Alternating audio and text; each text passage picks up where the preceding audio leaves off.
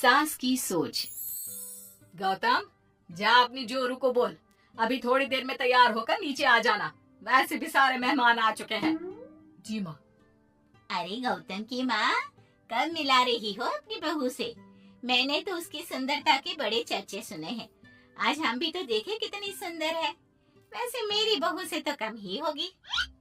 काकी, भाभी इतनी सुंदर है ना कि हमको डर है कहीं किसी की बुरी नजर ना लग जाए। देखते हैं कितनी सुंदर है। अरे आप चुप कर और देख अपनी भाभी को, तैयार हुई या नहीं। अरे लो, भाभी आ गई।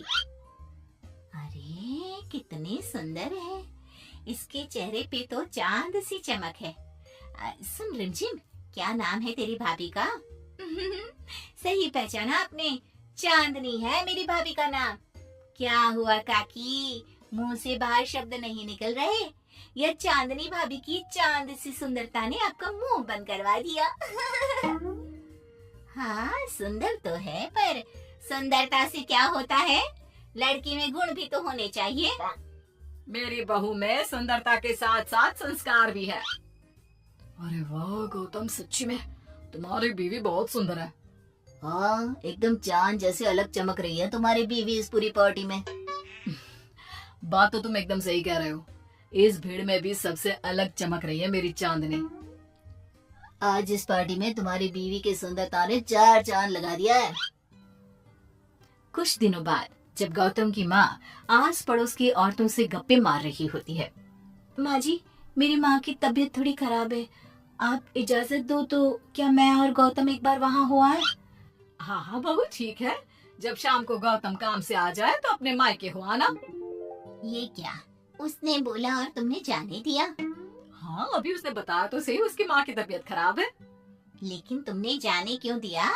तुम्हें मना कर देना चाहिए था। लेकिन क्यों? अरे तुम्हारी बहू को अभी शादी किए थोड़े ही दिन हुए हैं और वो अपने मायके जा रही है। अरे घूमने थोड़ी ना जा रही है, वो अपनी माँ को देखने जा रही है।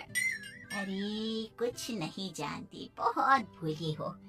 ये बहुएं बस बहाने बनाती हैं अपने मायके जाने के लिए। मैं तो कहती हूँ तुम अपनी बहू पे थोड़ा ध्यान दो। एक तो तुम्हारी बहू रूप की सुंदर है, कहीं तुम्हारे बेटे को बहला फुसला ना दे। लेकिन वो ऐसा क्यों करेगी? और वैसी भी वो ऐसी नहीं है, वो मेरा बहुत ध्यान रखती है। तुम ना आजकल के बच्चों को नहीं जानती। शुरू शुरू में ये सास की सेवा करना, परिवार का ख्याल रखना बहुत अच्छे से जानती है, और पीठ पीछे अपने पतियों को परिवार से अलग होने की सलाह देती रहती है। क्यों बहनों, क्या मैं गलत कह रही हूँ? हाँ वैसे बात तो सही है आपकी।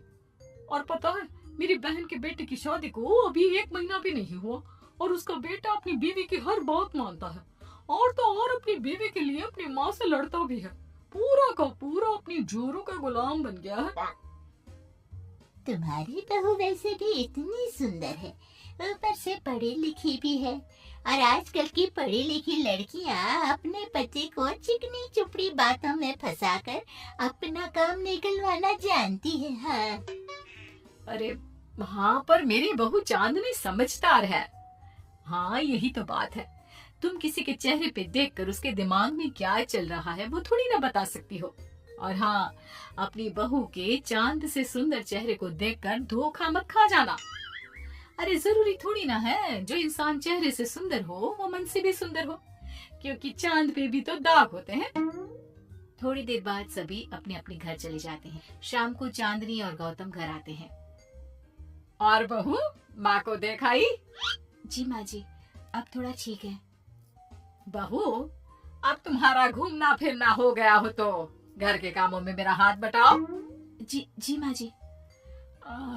मेरा ये घुटनों का दर्द कभी भी शुरू हो जाता है।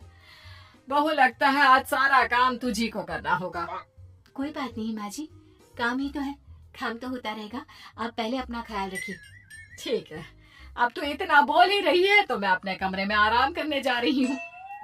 अगले दिन सुबह जब गौतम ऑफिस के लिए निकल रहा होता है। माँ, अब कैसा है तुम्हारे घुटनों का दर्द? ज्यादा तो नहीं हो रहा? नहीं तो शाम को चांदनी आपको डॉक्टर के पास दिखाएगी। तुझे किसने बताया?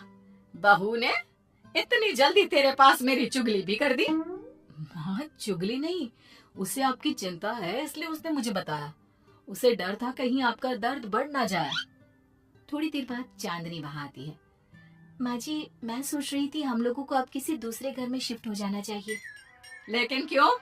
और अचानक से तुम्हें ये ख्याल क्यों आया? वो माँ जी, मेरी एक सहेली अपना घर बेच रही है और उसका घर गौतम के ऑफिस के पास पड़ता है। और देखिए ना, गौतम को यहाँ से ऑफिस कितना दूर पड़ता है और आपके लिए भी बाजार दूर पड़ता है।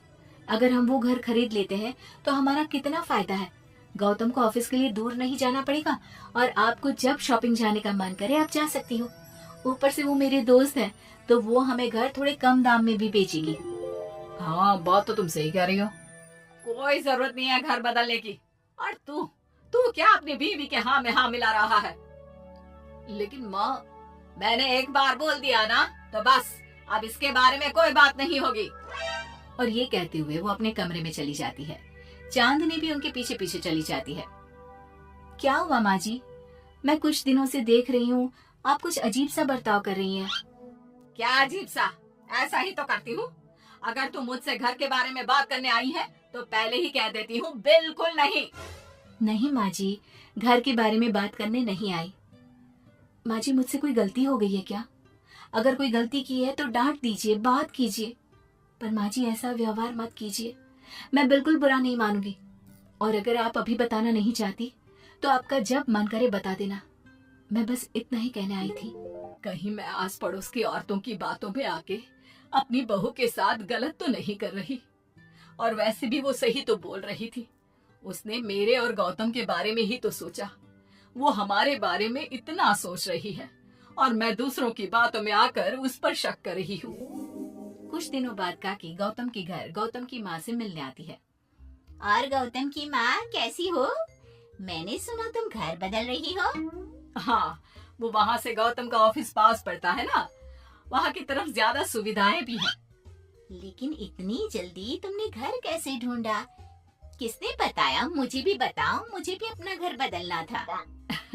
ये चांदनी का आइडिया था, उसी ने घर ढूंढा। देखा, मैंने कहा था ना, इसने अभी से अलग घर ढूंढना भी शुरू कर दिया। देखो, इसमें मेरी भी रजामंदी है।